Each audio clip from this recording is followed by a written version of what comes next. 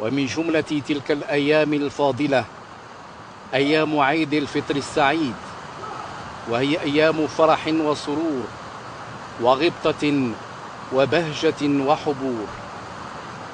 من حكمة الله في خلقه أن شرع لهم من الأعياد ما يلبي الفطرة التي فطرهم عليها، فشرع لهم عيد الفطر عقب ما فرض عليهم من الصيام، وشرع لهم عيد الأضحى بعدما أوجب على المستطيع منهم من فريضة الحج، وجعل يوم الجمعة يوم عيد المسلمين، اختاره وفضله على باقي الأيام.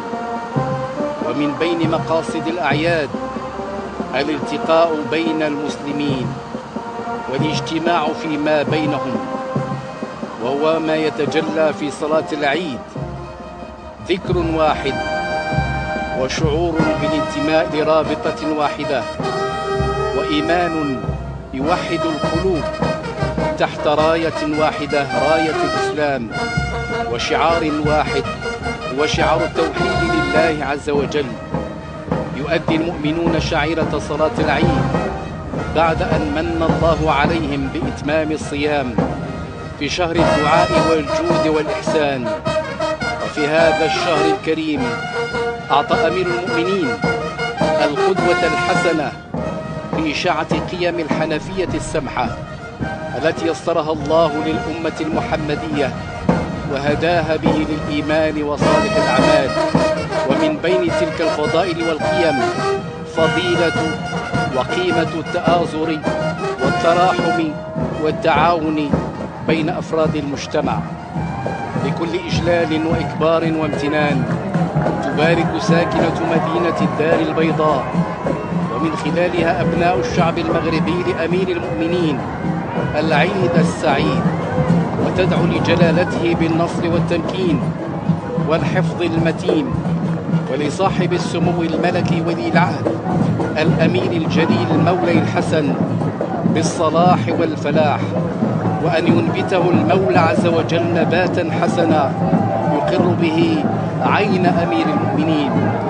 جموع المواطنين والمواطنات تغتنمها مناسبة سانحة للتعبير عن امتنانها للجهود الخيرة التي يبذلها أمير المؤمنين، وهو يقود بخطى ثابتة رصينة المسيرة التنموية الشاملة التي تعيشها البلاد، رعاية من جلالته لأمن المواطنين في بعضه الشمولي أكان روحيا أو معيشيا، وهي الأمانة التي حملها إياه المولى عز وجل، فقام بحقها خدمة للأمة وصونا لعزتها وكرامتها، وتحقيقا لمجتمع متضامن ومتجانس يسوده الاستقرار ويعم الأمن والازدهار والرخاء.